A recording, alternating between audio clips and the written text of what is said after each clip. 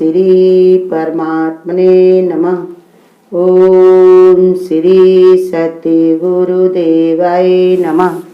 देखिए बता रहे भगवान, यह 12वें अध्याय का 5वां श्लोक। उन सच्चिदानंद घन निराकार ब्रह्म में आसक्त हुए चित्त वाले पुरुषों के साधन में क्लेश अर्थात परिश्रम विशेष है, क्योंकि देह अभिमानियों से अव्यक्त विशेषक गति दुख पूर्वक प्राप्त की जाती है। अर्थात जब तक शरीर में अभिमान रहता है तब तक शुद्ध सच्चिदानंद घन निराकार ब्रह्म में स्थिति होनी कठिन है।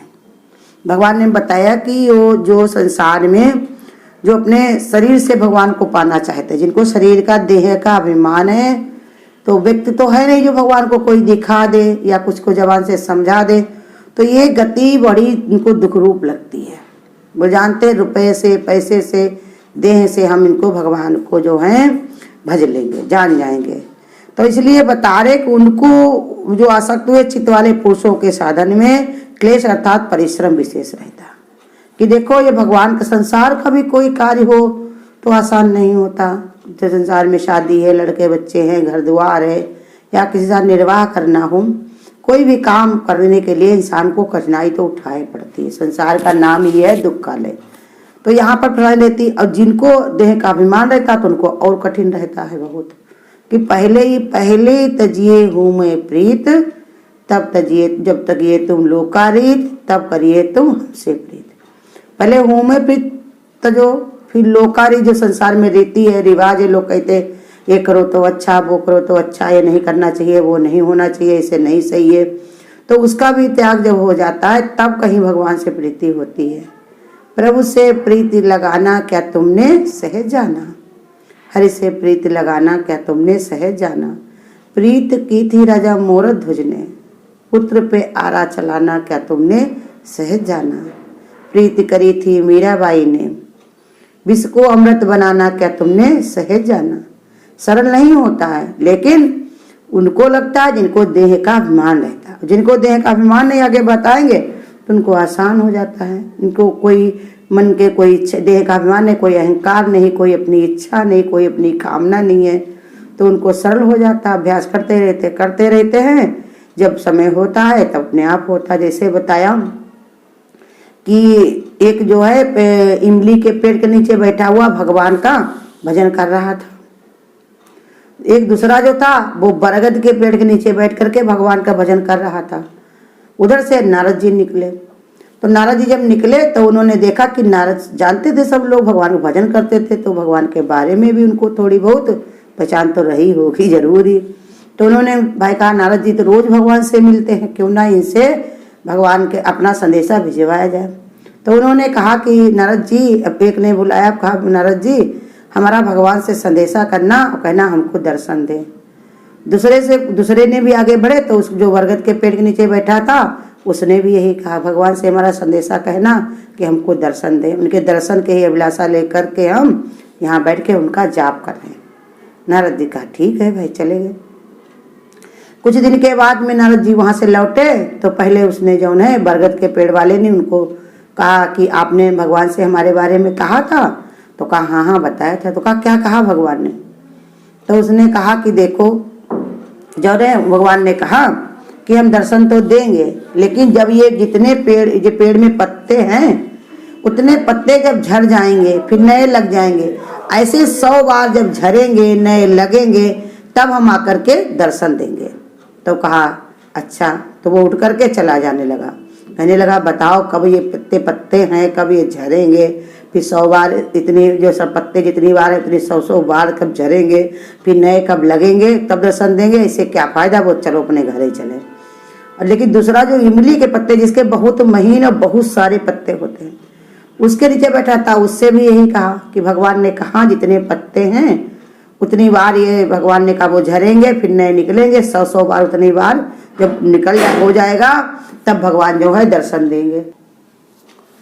तो बताया कि देखो कि जितनी बार जो इमली के पेड़ के नीचे एक बैठा हुआ था, जब उससे नारद जी निकले उधर से तो उसने भी पूछा कि क्योंकि इमली के पत्ते कितने सारे होते हैं और कितने ज़्यादा, तो उसने भी कहा, तो भगवान उन्होंने भी यही जवाब दे दिया कि जितने इसमें पत्ते हैं उतने पत्ते झरेंगे, फिर नए निकलेंगे, उतनी 100 बार जब होगा तब भगवान दर्शन देंगे।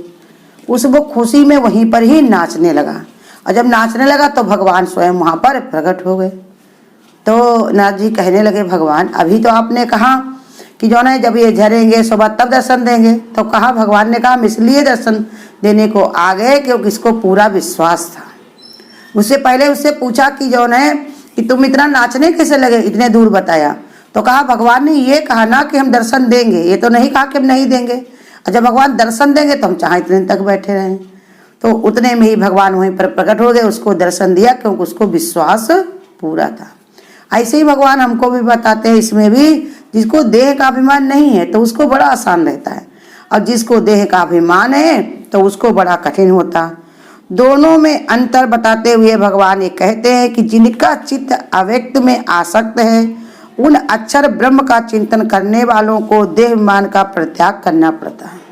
भगवान मतलब ये समझाना चाहते हैं कि जिनका चित्त भगवान में, अव्यक्त परमात्मा में, जिसमें व्यक्त नहीं किया जा सकता, दिखाया नहीं जा सकता कि किसके अंदर कितनी प्रीति है। कोई हजारों वर्ष तक तपस्या कर लेता फिर भी उसके मन में क्या रहता है, भगवान की क्या भावना मांगने की है या अहंकार की है, घमंड होने की। कोई इतना सरल भाव होता है, उतनी तपस्या कर लेता लेकिन उसके अंदर निर्मलता होती है, उसका कैसा भाव भगवान तो सब जानते।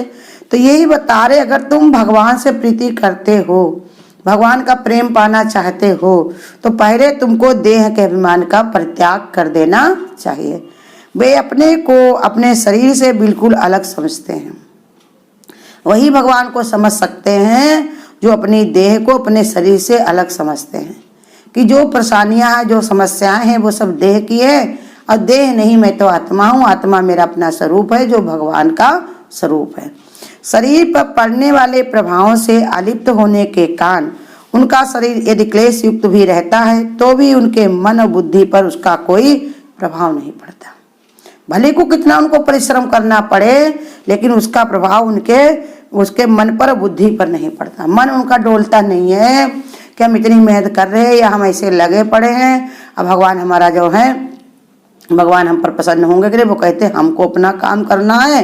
अब भगवान तो कृपालु है ही, वो तो कृपा करेगा ही करेगा। दया की न होती भगवान, जो आदत तुम्हारी तो सुनी ही रहती अदालत तुम्हारी। भगवान तो इसलिए भगवान का नाम ही है, दयालु, कृपा निधान, भक्त वत्सल।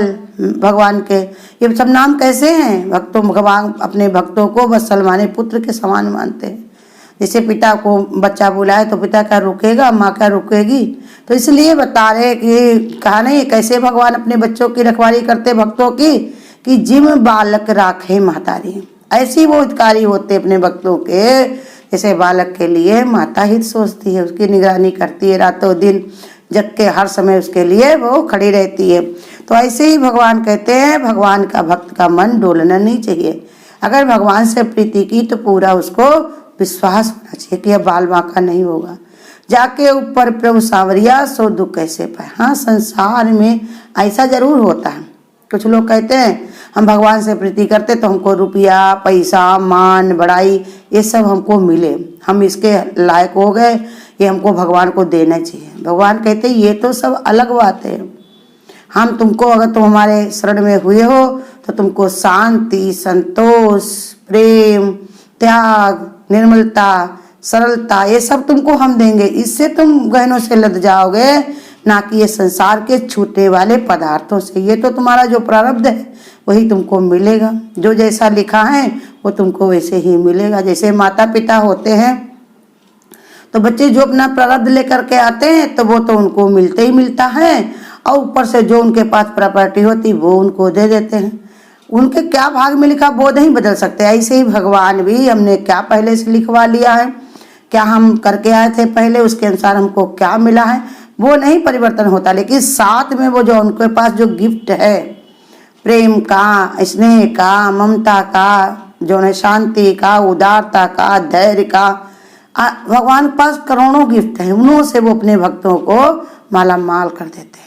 लेकिन संसार उसको क्या है, जानता नहीं, देखता नहीं है। वो तो बाहर की चीजें, दरवाजे पे पीपा खड़ा हो जाए माने गाड़ी तो खुश हो जाएंगे, अरे हमारे पास तो बहुत कुछ है। घर में अगर प्लास्टिक की टीवी लटक जाए तो खुश होंगे। कपड़े लत्ते मिल जाएं या मान सम्मान होने लग जाए, अंतरी मंत्री बन जाएं तो खुश हो जाएंगे। वो कहते यही भगवान ने हमको दिया। लेकिन संत महात्मा एक लंगोटी लगा करके भगवान की भक्ति में आनंद लेते हैं। वो कहते अगर भगवान ने अपनी शरण दे दी तो हमको सब कुछ दे दिया, और क्या था बाकी रह गया जिसको भगवान की शरण में मिल गई। देखो मीरा क्या कहती, पायो जी मैंने राम रतन धन पायो, बस तमोलक दी मेरे सतगुरु कृपा करे अपना। ना अपनाते अगर हमारे सतगुरु हमको तो हम किस लायक थे, कैसे कर सकते थे, क्या कर सकते थे। लेकिन ऐसी गुरु की मेहरबानी है, गुरु तो हमारे देह से उपराम है। वो कभी किसी से कुछ कहते ही नहीं, उनको कुछ चाहिए नहीं, देह में रहते रहते हुए देह से बहुत ही न्यारे हैं। लेकिन जो उनके जो थोड़े थोड़े से अनुयायी हैं वो अपना दावा जमा लेते हैं। वो जहाँ पर करेंगे सत्संग भजन, उनको कोई भगवान न करे, उनको आदर न करे, उनका सम्मान न करे तो रुष्ट हो जाएंगे। कहो किसी पे खुश हो तो सब उनके सब काम कर दे, नाराज है तो श्राप भी दे दे, उनको बुरा बना के संसार में जलील भी कर दे, हंसते हुए को रुला भी दे। तो ये संसार वो लोग करते हैं जिनको सही समझ नहीं होती। लेकिन गुरु हमारे देह में रहते रहते ही उपराम है, वो सदैव ही सब चीज़ से वो न्यारे हैं। उनको कोई दोष लगाए कि ये गुरु नहीं कहते, वो करते तो ये उनकी भूल है। गुरु से कोई बात ही नहीं कर सकता। गुरु इतना देह से उपराम है। अगर उनको कोई कह दे कि हम तुम्हारे सत्संग के प्रेमी हैं, हमको ये बात करनी, तो गुरु कहते हैं देह को तुम मानते हो, भगवान तो तुम्हारे अंदर है, तुम्हारा निर्णय तुम खुद जानते हो। गुरु को क्या चाहिए है, गुरु को क्या पसंद है। उनको एक विचार रहता है, ये देह की बात तो गुरु करते ही नहीं है, देह से गुरु पूरे के पूरे उपराम है। तो इसलिए गुरु कहते जौन है तो भी आदत अपनी छोड़ दो, करते सब लोग अपने मन का है, लगा देंगे सब गुरु के ऊपर। गुरु ऐसे कहते, गुरु ऐसे कहते। गुरु तो मौन है, शांत है। गुरु कहते हमको अब कुछ कहना और सुनना नहीं है, जैसा तुम्हारा मन करे, जो तुमको अच्छा लगे, जो तुम्हें समझ में आए वो तुम करो, तुमको पूरा हम स्वतंत्र छोड़े हुए। जैसे गीता में भगवान आखिरी में कहते हैं कि हमने तुम्हें सब समझा दिया, सब बता दिया, क्या कर्म है, क्या दोष है, क्या अच्छा है, क्या बुरा है, तुम्हारी जैसी मर्जी हो वैसे करो, जो तुमको अच्छा लगे वही करो। तुमको जो भगवान की भक्ति सत्संग पसंद तो वो करो, परपंच पसंद तो पसंद करो। तो इसलिए बता रहे कि जो भगवान में लिप्त है, परमात्मा में जुड़ा हुआ है, तो वो शरीर इसके प्रभाव के अलिप्त रहता, उसको कोई फर्क नहीं पड़ता, उसके मन बुद्धि पर उसका कोई प्रभाव नहीं पड़ता। परंतु जब तक शरीर का भान रहता है तब तक ऐसी स्थिति होना बड़ा ही दुर्लभ है, बड़ा ही दुर्गम है, क्योंकि स्थिति बनना बड़ा कठिन है। क्योंकि बीच में उसको देह का अभिमान आ जाता। भगवान अगर कुछ बताना चाहता, समझाना चाहता, तो देह अभ्यास उसकी बुद्धि चलती है, उसके कारण उसको पूरी बात समझ में नहीं आती। भगवान कहते जो तुम्हारे अंदर ये पर्दा जो पड़ा हुआ है, इसी के कारण तुम दूर रहते हो। अगर ये पर्दा उठ जाए, देह का अभ्यास हट जाए, तो भगवान को समझना कोई कठिन नहीं है।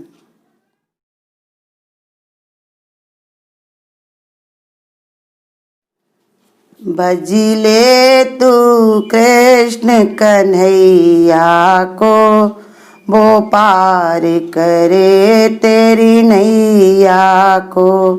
भजिले तू कृष्ण कन्हैया को, वो पार करे तेरी नैया को। वो है सच्चा प्रीतम प्यारा, सारी दुनिया का है रखवारा। वो है सच्चा प्रीतम प्यारा, सारी दुनिया का है रखवारा। सब बिगड़े काम बनैया को, भजले तू कृष्ण कन्हैया को। वो पार करे तेरी नैया को, भजले तू कृष्ण कन्हैया को। मीरा का भोग लगा लीना, करमा का खिचड़ा खा लेना। मीरा का भोग लगा लेना, करमा का खिचड़ा खा लेना। गजराज के प्राण बचैया को, भजले तू कृष्ण कन्हैया को। गजराज के प्राण बचैया को भजले तू कृष्ण कन्हैया को। वो पार करे तेरी नैया को भजले तू कृष्ण कन्हैया को। भव सागर पार उसे करता श्रद्धा से जो सुमिरन करता। भव सागर पार उसे करता श्रद्धा से जो सुमिरन करता। ब्रजवासी रास रचैया को भजले श्री कृष्ण कन्हैया को। ब्रजवासी रास रचैया को भजले तू कृष्ण कन्हैया को।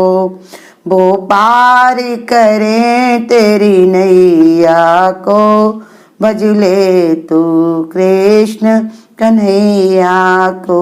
भजले तू कृष्ण कन्हैया को। अगर आपको आज की वीडियो अच्छी लगी हो तो वीडियो को लाइक और शेयर करना ना भूलें। आगे की वीडियोस देखने के लिए चैनल को सब्सक्राइब करें और नोटिफिकेशन